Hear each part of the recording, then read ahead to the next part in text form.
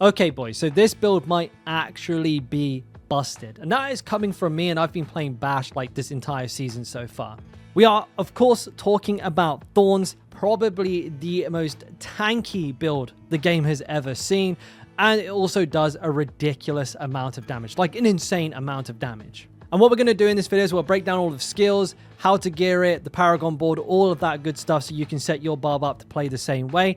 Now, a quick disclaimer in the gameplay that you're seeing, I know some of you will notice, I am using double pots and I am using incenses. This is because my gear is crap. Seriously crap. I just couldn't get what I needed in time, and I had to use those in order to get armor cap and resilience cap. But even so, what you're looking at is a tier 90, a tier 100, and a tier 110 done with crap gear. So if you min-max this build like with what we're going to have in the planner, then my god, like you know, you've seen people doing like 130s with this. So I mean, it's safe to say it's a really strong build. And if you enjoy this build, if you like the way I do things here, don't forget to consider giving the video a like and subscribing to show your support, show some love to your boy. Now, kicking things off, as always, we're going to look at the skill tree first, and we'll go over the important parts here. So we are using Frenzy, gives us some really nice damage reduction, which is always welcome, especially in those higher pits.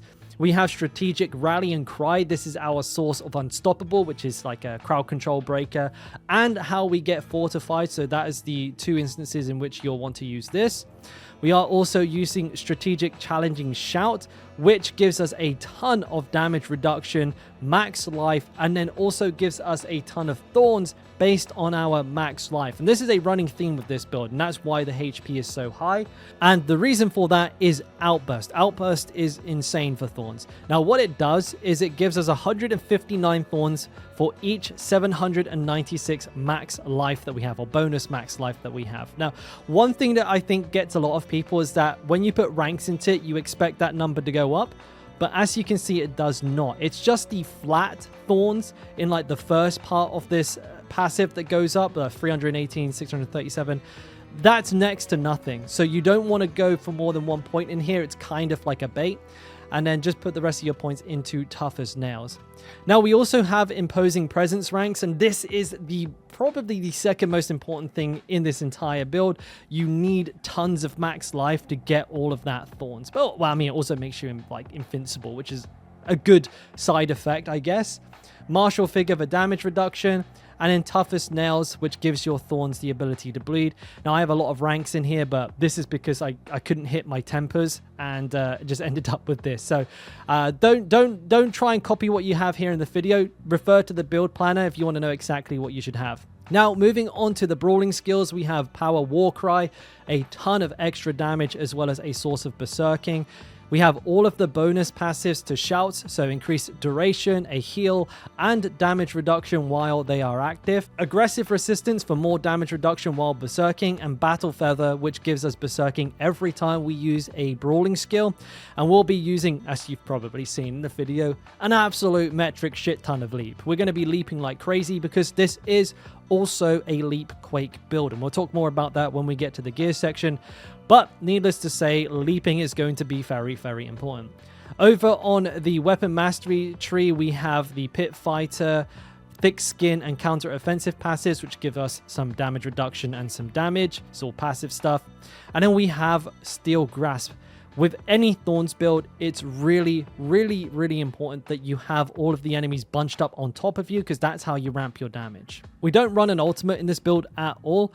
And then for a key passive, we are running Unconstrained, because we're berserking all of the time, so we're going to get this really big, juicy damage bonus pretty much all of the time and on our Thorns. And a lot of these, they don't affect Thorns in any way, shape, or form. Now, real quick, I want to talk about the weapon setup for this build. If you press Shift-C or bring up your passive window, you want to set your technique to Two-Handed Axe. This, fortunately, is like the best one, but it's also pretty much the only one that works with Thorns. What it does is it gives you a nice little damage boost to vulnerable enemies. And then for your skill setup, you can bring this up by pressing S. The only thing that you can actually change here is going to be your leap. Now, I have a two-handed sword, but what you want is a two-handed axe. You want to make sure this is set to two-handed axe, because you're then going to be able to benefit from having two-handed axe technique and expertise, which gives you that damage bonus to vulnerable enemies twice. So that's the way you want to have it all set up. Now moving over to gear, like I said, my gear is pretty scuffed, so I'm not going to use that as an example because it's just straight up wrong. But, you know, is what it is. What I'll do, as with all of my videos, I'll defer all of the heavy lifting, the stat priorities, the greater affixes to the build planner, which I'll leave linked down in the description below. If you don't like the idea of tabbing in and out, don't forget that Mobalytics actually does have an app which will show you all of this information in-game. Super sick tool. I don't think enough people use it, so go check that out as well. But I will go over the most important parts and why they work here in the video. So first of all, let's talk about the uniques that you're going to want. And the first one is Razor Plate, which is a surprise because this is like the first Thorns build I've ever done that actually uses the Razor Plate. And the reason being is that it got a really, really nice buff. So it has tons and tons and tons of Thorns, but also a really cool unique effect now, which increases the chance, or has a 10% chance to increase the damage of your Thorns by between 100 and 150%, and that's multiplicative, so that's a really big fucking damage boost. And the cool thing about it, or the cooler thing about it, is that it will actually proc off of Needle Flare. And Needle Flare is an aspect that we use which gives our Thorns an 80% chance to deal damage to all of the enemies around us. So yeah, there's a lot of chance, sure, but when you're getting hit by like 20-30 enemies, there's a very good likelihood that this will pop off, and then it will also trigger the Razor Plate, causing a really high damage AoE. The second unique that you're going to want, and I apologize for this one because it is an uber unique, but Doombringer, the reason for this is the max life on it. I just don't think there's like a better source of max life in the game. So you absolutely are going to want to have this because it's going to boost your survivability and your damage so much. Then as far as aspects go, this is a Leapquake build, so you will be using Bull Kathos and you will be using Earthquake. And what these do is they give you a boost to your damage reduction and your damage while you stand in Earthquakes. Now, I feel like I need to mention this now, but we are also going to be using the Rumble Glyph. Now, besides just boosting the damage of your Earthquakes up massively, what it also does is increases the damage that you do to crowd-controlled enemies or bosses by 10% for each Earthquake that you're stood in. So you're going to be incentivized to leap to create tons and tons and tons of Earthquakes, and that is a core mechanic of this build. Other than that, most of the other aspects are just run-of-the-mill general damage boosters like Elements, Inner Calm. You just get nice flat passive damage bonuses from them. Bold Chieftains for the cooldown reduction on our shouts. Giant Strides is very important for this build because that's how you're going to get those 0 cooldown leaps, which are really fun. And then we have a few other things for mobility and damage reduction. I do want to quickly touch on tempers though, because tempers are a huge part of this build, and unfortunately where my particular gear has failed horribly. But for your defensive slots, for your pants and for your helmet, and actually your amulet, you want to hit Imposing Presence. You really do. It's very important that you get Imposing Presence on your gear because this is going to scale your HP to a whole other level. After that, on your utility rolls, you need to get Thorns while fortified. Now, you know, you can get Toughest Nails if you just don't get Thorns while fortified. Staying on Toughest Nails is fine, but Thorns while fortified is absolutely the way to go. This will give you a huge boost to your Thorns damage. Then for weapons, you want to go for damage versus close enemies and Earthquake duration. And it's important that we get Earthquake duration because the longer they last, the more that we can have out at one time, which of course feeds back into the Rumble Glyph. So this is a really important hit for these, and you definitely want to prioritize getting that over like anything else. And yeah, don't forget, just for the nitty gritty, refer to the build planner. All the greater affixes, the stat priorities are all in there for you, so you can refer to them at any time. But we'll move on to the Paragon board just in the interest of keeping this video under 24 hours long.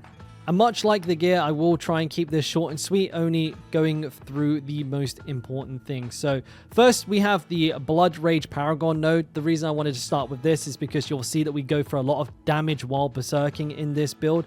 It is so that we can scale our damage through this. And what it does, takes 10% of the damage that we have in damage while berserking and converts it into a multiplicative damage bucket, which means we're double dipping. We're getting, more value from that, and it's giving us a really, really big damage boost. At the end of the day, this is so strong. It's in practically every single Barbarian build. So if you need to understand anything, understand it. It makes your damage go up lots. And so we're going to be using that. Now, also, don't be confused by the first sentence. You don't need to kill bleeding enemies to get the damage bonus. There's a full stop in the middle. It's a little confusing, but I mean, we do bleed enemies anyway, so it's not a huge deal. Now, as far as glyphs go, we have Aya. We got damage while berserking on it for exactly what I was just talking about there, plus some damage reduction. That is really, really, really nice. Moving up into the Carnage board, we have, well, we should have Might.